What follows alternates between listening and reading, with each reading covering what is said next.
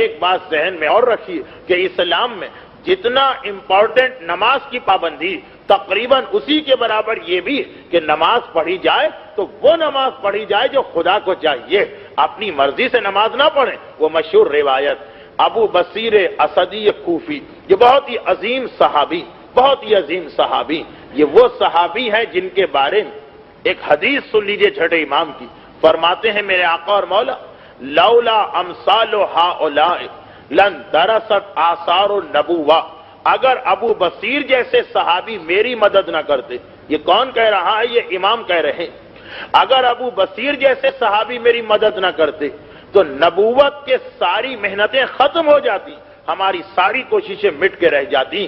ابو بصیر جیسے صحابیوں نے ہمارا ساتھ دیا تو دین تم تک پہنچا۔ یہ ابو بصیر، چھٹے امام نے ان کو اپنا نائب بنا کے کوفے میں بھیجا، تم جاؤ کوفے کے لوگوں سے کہا ان کی تقلید کرو۔ ابو بصیر اتنے ایجڈ ہو گئے تھے کہ سر کے، داڑھی کے، بلکہ بھووں کے بال بھی سفید ہو چکے تھے، کمر جھک چکی تھی۔ جب ان کے پاس اطلاع آئی کہ مدینے میں چھٹے امام کو شہید کر دیا گیا، ایک عام مومن کی شہادت کی اطلاع ملے تو اس کے گھر والوں کو پرسہ دینا فریضہ، یہاں تو معصوم امام شہید ہوئے۔ ابو بصیر فوراً اونٹ پر سوار ہوئے اور مدینے پہنچتے ہیں۔ شہزادی ام حمیدہ، ہمارے چھٹے امام کی بیوہ، ساتویں امام کی والدہ، شہزادی ام حمیدہ کو پرسہ دینے کے لیے آئے۔ اب ام حمیدہ اپنے کمرے میں، ام حمیدہ اپنے کمرے میں ہے، ابو بصیر باہر کے کمرے میں ہے، بیچ میں پردہ لٹک رہا۔ پہلے تو ابو بصیر نے پرسہ دیا شہزادی کو ہمارے چھٹے امام کی شہادت کا، اور اس کے بعد جیسا ایک طریقہ پوچھا شہزادی یہ تو بتائیے آخری وقت میں ہمارے مولا کی حالت کیا تھی؟ تو ام حمیدہ جو رو رہی تھی، روتے روتے ایک مرتبہ کہا ابو بصیر تم نے ایک بڑا عجیب سوال کیا، آخری وقت میں نے اپنے آقا اور مولا سے ایک عجیب و غریب بات کو سنا۔ اے ابو بصیر سنو، میں مکان کے صحن میں بیٹھی تھی، ایک مرتبہ میں نے دیکھا کہ دروازہ کھول کے میرے آقا اور مولا آ رہے ہیں، منصور کا دیا ہوا زہر سارے جسم میں پہنچ چکا، چنانچہ امام لڑکھڑاتے ہوئے آ رہے ہیں۔ میں گھبرا کے آگے بڑھی، مولا کو سہارا دے کے بستر تک پہنچایا، اتنی دیر میں امام بے ہوش ہو چکے تھے۔ میں پریشانی کی عالم میں کھڑی تھی کہ میں کیا کروں، ڈاکٹر کو بلاؤں یا کسی کو اطلاع کروں۔ امام نے آنکھیں کھولی، اے ام حمیدہ کیا گھر میں کوئی اور نہیں ہے، خالی تم ہو؟ میں نے کہا نہیں مولا، سب گھر والے ہیں۔ کہا جاؤ سب کو میرا ایک میسج دو، میرا ایک پیغام دو کہ سب میرے بستر کے قریب آ جائیں۔ ام حمیدہ کہتی ہیں کہ اے ابو بصیر، میں روتی ہوئی چلی، ایک ایک کمرے میں گئی، ایک ایک مقام تک پہنچی، سارے گھر والوں کو جمع کر کے لائی۔ اب امام اپنے بستر پر ہے، دوبارہ بے ہوش ہو چکے ہیں، اور سارے گھر والے امام کے چاروں طرف سرکل بنائے کھڑے ہیں۔ جب سب لوگ آ گئے خود بخود امام نے آنکھیں کھولی، اتنی دیر میں امام کا سارا جسم زہر کی وجہ سے نیلا پڑ چکا تھا، اور امام آنکھیں کھولتے ہیں، ہم سب کو دیکھتے ہیں، ون بائی ون، ایک ایک کر کے امام نے سب کو دیکھا، آخر میں مجھے دیکھا، ایک جملہ کہا اور بس امام شہید ہو گئے، امام اس دنیا سے رخصت ہو گئے۔ یہ امام کا آخری جملہ، اور کس امام کا؟ جن کی وجہ سے آج تک ہم جعفری کہلاتے ہیں، ہماری فقہ جعفریہ کہلاتی، وہ امام، آخری جملہ۔ اب آپ اندازہ کریں کہ ایک مرنے والا اپنے آخری وقت میں کس چیز کی وصیت کرتا جو اس کے نزدیک موسٹ امپورٹنٹ مسئلہ، سب سے زیادہ اہم مسئلہ، جسے اپنی اولاد کا خیال زیادہ، وہ آخری وقت میں اولاد کی نصیحت کرے گا۔ جسے اپنے مال کا خیال زیادہ، وہ آخری وقت میں مال کی نصیحت کرے گا۔ جسے اپنے بزنس کا خیال زیادہ، وہ آخری وقت میں بزنس کی وصیت کرے گا۔ آخری جملہ انسان کا کتنا امپورٹنٹ ہوتا، ذرا آ کے دیکھیے ہمارے چھٹے امام نے آخری جملہ کیا کہا۔ کیا توحید کی بات کہی، کیا رسالت کی بات کہی، کیا امامت کی بات کہی، کیا شفاعت کی بات کہی، کیا معصوم نے میدان قیامت میں اپنے شیعوں کو بخشوانے کی بات کہی، کیا کلمہ پڑھوایا؟ نہیں، ایک جملہ امام نے کہا، اے ام حمیدہ، اے میرے گھر والوں، سب کو اسی لیے امام نے جمع کیا کہ اتنے سارے وٹنس ہو جائیں، جاؤ اور جا کر میرے شیعوں تک میرا ایک میسج پہنچا دینا، لا تنالو شفاعتنا مستخفا بالصلاۃ، میدان قیامت ہو یا قبر ہو یا ملک الموت کا آنا ہو یا پلے صراط ہو یا جہنم ہو، ہر جگہ معصوم امام اپنے ماننے والوں کی شفاعت کریں گے، بخشش کروائیں گے، ان کی مدد کریں گے۔ لیکن اے ام حمیدہ، اے میرے گھر والوں، میرے شیعوں تک ایک پیغام پہنچا دینا، ہم ہر ایک کی شفاعت کریں گے، لا تنالو شفاعتنا، ہماری شفاعت نہیں مل سکتی ہے مستخفاً بالصلاۃ، جو نماز کو ہلکا سمجھتا ہے،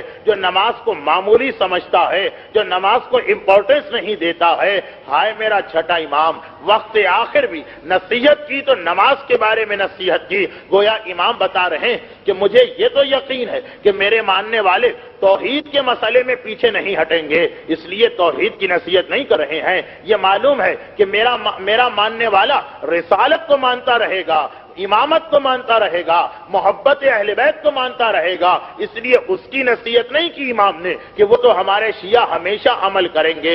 ہاں، چھٹے امام کو ڈر ہے، چھٹے امام کو خوف ہے کہ ہمارا ماننے والا کہیں نماز میں کمزور نہ پڑ جائے، کہیں نماز کے معاملے میں غافل نہ ہو جائے، تو آخری وصیت ہمارے چھٹے امام نے نماز کے بارے میں کہی، اور کیسی عجیب وصیت ہے۔ دیکھیے، عربی کا ایک لفظ ہے تارک الصلاۃ، تارک الصلاۃ جو بے نمازی۔ چھٹے امام نے یہ نہیں کہا کہ بے نمازی سے ہمارا تعلق نہیں، چھٹے امام نے کہا جو نماز کو معمولی سمجھتا۔ اب اس لفظ کے اندر دو گروہ آ گئے، وہ بھی آ گئے کہ جو نماز نہیں پڑھتے، ان کا بھی امام کہہ رہے کہ ان کا بھی ہماری شفاعت سے کوئی تعلق نہیں، اور اس میں وہ لوگ بھی آ گئے جو نمازی ہیں لیکن نماز کو بہت ہی معمولی سمجھ رہے ہیں، بس عادت پڑی، یعنی نماز ان کی ہیبٹ میں داخل ہو گئی، وہ نماز کے ہیبیچول ہو گئے، نماز کی امپورٹنس ان کو نہیں پتا، بس نماز پڑھنا ہے تو پڑھ لو، وہ بھی اس روایت میں آ گئے۔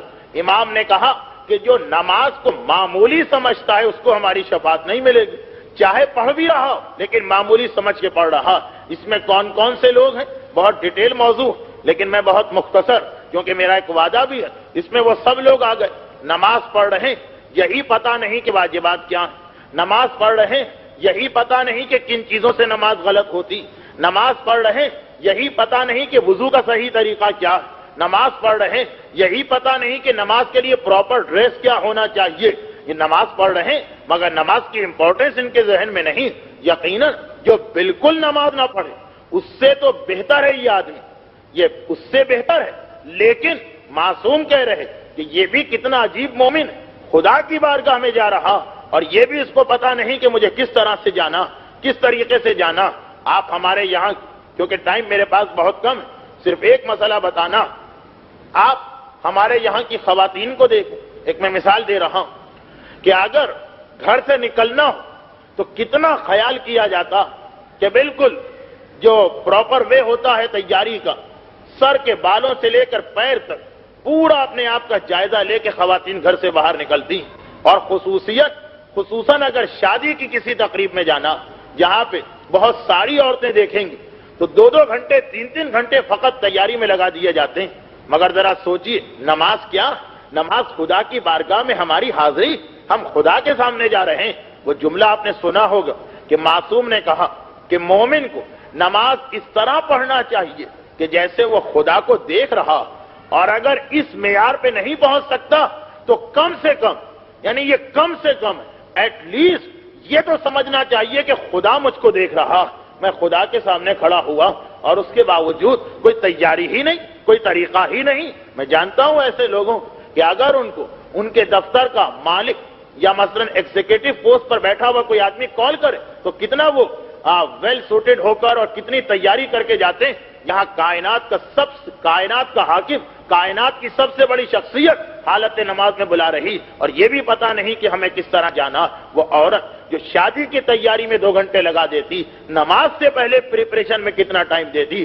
انڈیا اور پاکستان کی عورتوں میں جو 90% غلطیاں کی جا رہی، میں یہ نہیں جانتا کہ ایسٹ افریقہ میں کیا حالت ہے یا لندن و امریکہ میں کیا حالت، میں انڈیا اور پاکستان کی، بلکہ انڈیا کی بھی اتنی ڈیٹیل نہیں مجھے پتا، پاکستان کی حالت میں جانتا ہوں کہ مثلا ایک مسئلہ ہماری فقہ کا یہ ہے، نماز کو ہلکا سمجھنا، معمولی سمجھنا، امپورٹنس نہ دینا۔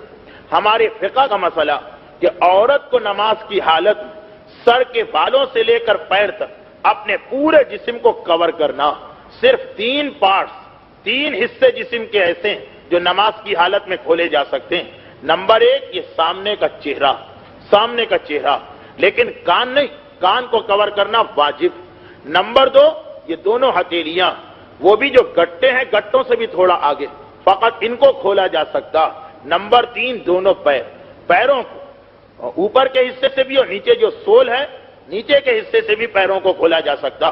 لیکن اس کے علاوہ سر کے بال سے لے کر پیر تک پوری باڈی کو کور کرنا لازم ہے. چاہے عورت اکیلے نماز پڑھے، چاہے عورت اندھیرے میں نماز پڑھے، چاہے گھر کے اندر لاک لگا ہو اور کوئی دیکھنے والا نہ ہو، مگر پھر بھی یہ ڈریس لازم ہے نماز کے لیے. اور یہاں تک مسئلہ کہ اگر ایک بال نظر آ گیا تو نماز غلط ہے، نماز باطل ہے اور اس کو دوبارہ پڑھنا. ہمارے انڈیا اور پاکستان کیونکہ جو گھر کا عام ڈریس ہے وہ ڈریس ایسا ہوتا ہے کہ عورت کی کوہنی سے لے کر کلائی تک پورا ہاتھ تقریباً کھلا رہتا. اسی طریقے سے عورت کے کان وغیرہ ظاہر رہتے ہیں. جو عام طور پہ جو ہمارے یہاں عورتیں نماز پڑھتی فقط ایک دوپٹے کو اوڑھ لیا، نتیجہ یہ کہ ہاتھ نظر آ رہے ہیں، یا دوپٹہ اتنا باریک کہ اس سے بال نظر آ رہے ہیں، پوری نماز غلط ہو جاتی. اور مسئلہ تو یہاں تک ہے کہ یہ نہیں کہ نیت کے وقت اتنا جسم چھپا، بلکہ نماز کے پہلے عمل سے لے کر آخری واجب عمل تک پوری نماز کے بیچ میں اتنا جسم چھپانا لازم. ہمارے یہاں ایسی عورتیں بھی ہیں کہ جو ذرا بڑی چادر پہنتی ہیں جس سے ان کے ہاتھ کور ہو جاتے ہیں، مگر جب قنوت پڑھتے وقت وہ ہاتھوں کو اونچا کرتی تو چادر کیونکہ بندھی ہوئی نہیں وہ نیچے آ جاتی، ان کی کلائیاں ظاہر ہو جاتی ہیں اور نماز غلط ہو جاتی. اللہ اکبر کہتے وقت جب ہاتھوں کو اونچا کرتی ڈریس ذرا نیچے آ جاتا ہے، کلائیاں نظر آنے لگتی ہیں، نماز غلط ہو جاتی. یا جو نیچے کا ڈریس شلوار ذرا اونچی ہو جاتی ہے، ٹخنا یا اینکل جو ہے وہ ظاہر ہونے لگتا اور نماز غلط ہو جاتی. اتنا ٹائم بھی نہیں، ٹائم کا مسئلہ نہیں، یہ تو امپورٹنس دینے کا مسئلہ، یعنی اتنا بھی احساس دل میں نہیں. اور مردوں کی بھی غلطیاں ہیں وہ تو میں کل بتاؤں گا کیونکہ آج میرے پاس ٹائم نہیں. لیکن یہ ایک مثال میں نے اس لیے دی کہ چھٹے امام کی حدیث کو ذہن میں رکھیے کہ لا تنالو شفاعتنا مستخفا بالصلاۃ. جو نماز کو معمولی سمجھ رہا، چاہے وہ بالکل نہ پڑھ رہا ہو یا پڑھتا تو ہے مگر لاپرواہی سے، بے توجہی سے، بغیر امپورٹنس دیے ہوئے معصوم کہہ رہے اس کو ہماری شفاعت نہیں ملے گی. تو اسی لیے تو فقہ بنائی گئی، یہ سارے مسئلے بنائے گئے کہیں ایسا نہ ہو کہ ہم نماز پڑھیں مگر ایسی نماز جو غلط ہو رہی. 50 سال 60 سال کراچی میں ہیں ایسی مومنات جن کو اب مسئلہ پتا چلا. آیت اللہ خوئی کو لکھا انہوں نے، ہم کیا کریں؟ انہوں نے کہا کہ ساری نمازوں کی قضا آپ پہ واجب ہے، اس لیے کہ آپ کی غلطی. کوئی دیہات کی رہنے والی عورت، کوئی پہاڑوں کی رہنے والی عورت، کوئی جنگلات میں رہنے والی عورت غلطی کرے تو معافی مل سکتی، مگر شہروں کی رہنے والی عورت، علماء بھی موجود ہیں، کتابیں بھی موجود ہیں، کیسٹس بھی موجود ہیں، مسئلے بتانے والے بھی ہیں، پھر بھی اگر مسئلہ پتہ نہ ہو تو وہ عورت قصوروار ہے. آیت اللہ خوئی کا فتویٰ ہے کہ ان ساری نمازوں کی آپ کو قضا کرنا پڑے گی، یہ ساری نمازیں آپ کو دوبارہ پڑھنا پڑیں گی. یہ نماز جب پڑھی جاتی تو نماز یہ ڈیمانڈ کرتی ہے کہ آپ خدا کے سامنے جا رہے ہیں، پوری تیاری کے ساتھ جائیے. بس یہی نماز وہ جو قیامت میں امام کی شفاعت دلواتی ہے، ملک الموت کے آنے کے وقت ملک الموت سے دوستی پیدا کروا دیتی. پھر اس کے بعد موت کوئی مسئلہ نہیں ہوتا. جب ملک الموت ہی دوست بن جائے گا تو پھر کہاں کا عذاب اور کہاں کی تکلیف. البتہ نماز کے علاوہ کچھ باتیں اور ہیں، وہ انشاءاللہ کل کی مجلس میں. تو یہ نماز کتنی اہمیت رکھتی، ہم جو اس کو لاپرواہی سے پڑھ لیتے ہیں کتنی اہمیت رکھتی. آج جو مصائب میں پڑھنے جا رہا ہوں، میں نے جو سرسری دیکھا تو ہسٹری میں مجھے نہیں ملے، اگرچہ پوری ہسٹری تو میں نے نہیں پڑھی، لیکن ہمارے پاکستان کے ایک بزرگ خطیب مولانا اظہر حسن زیدی صاحب قبلہ یہ مصائب پڑھا کرتے تھے، اس لیے میں پڑھ رہا ہوں. اور یہ میں نے اس لیے پہلے ڈسکرائب کر دیا کہ اس میں آپ کے ذہن میں ایک اعتراض پیدا ہو سکتا، انشاءاللہ اس کا جواب بھی میں کل دوں گا. نماز کتنی امپورٹنٹ ہے. اگر ایک عام آدمی کہے کہ مجھے نہیں پتا تو خیر ہم اس کو معاف کر دیں گے، لیکن کربلا کے مصائب پر آنسو بہانے والا وہ اگر کہے کہ مجھے نماز کی اہمیت نہیں پتا تو ہم کبھی یقین نہیں کر سکتے. ارے کربلا تم نے ساری زندگی سنی، کربلا میں عاشور کا دل لے لو. صبح کا وقت آیا تو حسین نے پہلا فریضہ کیا انجام دلوایا، اکبر بیٹا تمہیں اذان دینا. تمہارا بابا تمہاری اذان ایک مرتبہ اور سننا چاہتا۔ عاشورے کے دن کا اسٹارٹ نماز سے ہوا، عاشورے کی شام آئی تو میرا مولا وقت شہادت بھی زمین پر پیشانی رکھے ہوئے سجدے کی عالم میں تھا۔ شب عاشورہ آئی، حسین نے ایک رات کی مہلت مانگی تھی یہی کہہ کر کہ ہم عبادت کرنا چاہتے ہیں۔ شام غریبہ آئی تو ساری بیویوں نے کربلا کی ریتی پہ تیمم کر کے پہلے نماز مغربین کو ادا کیا۔ ارے یہ نماز تو اتنی امپورٹنٹ ہے کہ جب عاشور کی دوپہر آئی اور ابو سمامہ نے ایک مرتبہ آسمان کو دیکھ کے کہا مولا ظہر کی نماز کا ٹائم آ گیا، میرا دل چاہتا کہ ایک نماز اور آپ کے پیچھے پڑھ کے اس دنیا سے جاؤں، تو حسین نے ہاتھ اٹھا کے کہا تھا کہ اے ابو سمامہ تم نے کتنے اچھے وقت میں نماز کو یاد کیا ہے، اور پھر یہ دعا کی تھی جعلک اللہ من المصلین، خدا قیامت کے دن تمہیں نمازیوں کے گروہ میں شامل کر دے۔ تم نے نماز کو کربلا کے میدان میں اتنے بہترین وقت پہ یاد کیا، اول وقت میں نماز پڑھی جا رہی ہے۔ یہ دوسری بات ہے کہ دشمن اس وقت بھی اپنے تیروں کو روکنے کو تیار نہیں ہے، اور معلوم ہے کیا کہہ رہے ہیں، اے حسین نماز پڑھنے سے فائدہ کیا، تمہاری تو نماز ہی معاذ اللہ قبول نہیں ہوگی۔ حبیب ابن مظاہر کو جلالا گیا تھا، ارے ملعونو نماز رسول کی نماز قبول نہ ہو اور تمہاری نماز قبول ہو جائے، اور یہی کہا تھا کہ آقا اب مجھے اجازت دیجئے یہ نماز تو میں کوثر کے کنارے آپ کے نانا کے پیچھے پڑھوں گا۔